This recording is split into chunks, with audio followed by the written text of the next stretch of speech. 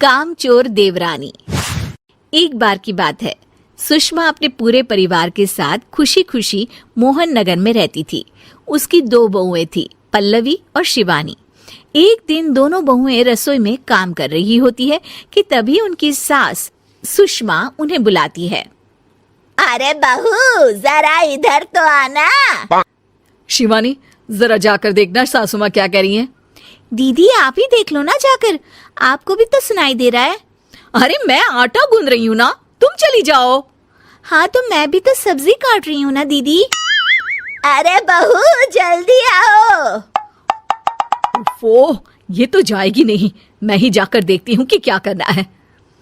पल्लवी सुषमा के कमरे में जाती है। जी मम्मी जी, क्या हुआ?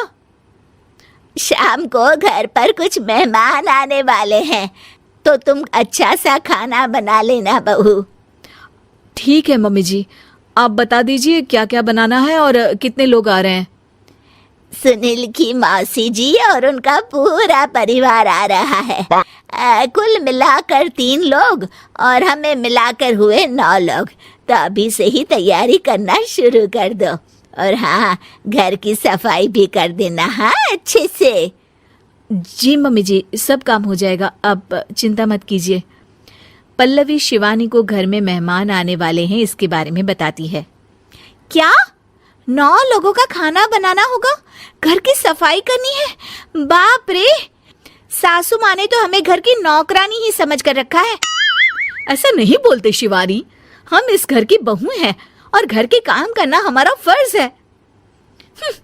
दीदी तो है ही सासू माँ की चमची, जब देखो सासू माँ। मैं तो इतना सारा काम नहीं करने वाली। शिवानी कपड़े लेकर गमला साफ कर रही होती है और चक्कर आने का नाटक करने लगती है। मेरा सर चकरा रहा है।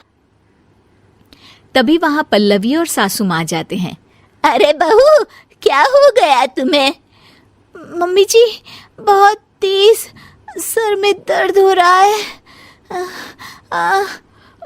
तुम एक काम करो शिवानी, आराम कर लो। नहीं दीदी, घर में मेहमान आने वाले हैं, मुझे आपकी मदद करनी चाहिए। अरे कोई बात नहीं शिवानी, तुम आराम कर लो, मैं सब काम कर लूंगी। ठीक है दीदी, अगर आप इतना कह रही हैं तो आराम कर लेती हूँ। शिवानी आराम से अपने कमरे में मैगजीन पढ़ रही होती है। इसे कहते हैं आराम की जिंदगी। इतना सारा काम। चलो सारा काम खत्म हो गया, शिवानी को देख आती हूँ। शिवानी अपने कमरे में ईयरफोन में गाने सुनते सुनते सो जाती है और उसके साइड में मैगजीन भी रखी होती है। पल्लवी वहां आ जाती है और वो सब देखती है। ओहो, तो मतलब सब काम चोरी का बहाना था। अभी बताती हूँ इसको। घर का सारा काम मुझे करना पड़ा और ये महारानी यहाँ मैगजीन पढ़ रही है, गाने सुन रही है।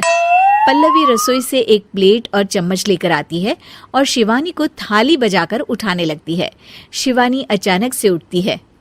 उठ गई महारानी, गाने भी सुन लिए, मैगजीन भी पढ़ ली। तुम तो बहुत बड़ी झूठी निकली शिवानी। तुमने सर दर्द का बहाना बनाया ताकि काम करने से बच सको। हाँ बनाया बहाना, तो क्या करती, इतने सारे काम करती। मुझे कोई शौक नहीं है चापलूसी का। क्या चापलूसी? तुम्हें लगता है कि मैं सारे काम चापलूसी के लिए कर रही हूँ? नहीं तो क्या। तभी वहां सासू माँ आ जाती हैं। अरे बहू, वो लोग बस आने ही वाले हैं, तुम तैयारियां कर लो। जी सासू माँ, तुझे तो मैं बाद में देखती हूँ। सब खाना खाने बैठते हैं और खाना शुरू करते हैं। तभी सुनील की मौसी बोलती है। वाह भाई वाह, खाना तो बहुत ही अच्छा बना है सुषमा जी, एक एक चीज में क्या स्वाद है। ये सुनकर शिवानी मुंह बना लेती है। उसे अपनी जेठानी की इतनी तारीफ रास नहीं आती। आपकी बहुएं तो बहुत ही अच्छा खाना बनाती हैं। हाँ बनाती तो दोनों ही अच्छा है, पर आज ना ये सारा खाना बड़ी बहू ने बनाया है। छोटी बहू की तबीयत ठीक नहीं थी, सो इसलिए। मानना पड़ेगा सुषमा जी, आपकी बड़ी बहू तो बहुत ही गुणवान है।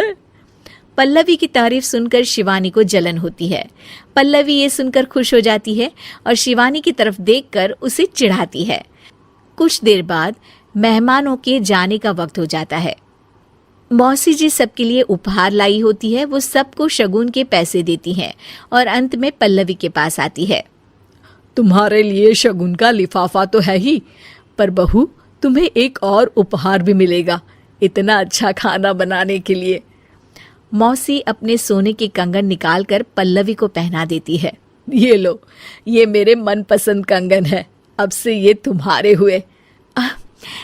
धन्यवाद मौसी जी।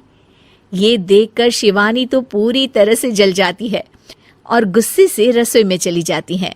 तभी वहां पल्लवी आ जाती है और उसे अपने कंगन दिखाने लगती है। देवरानी जी, अब आपका सर दर्द ठीक तो है ना? मुझे लगता है कि अब सर दर्द शुरू हो गया होगा आपका।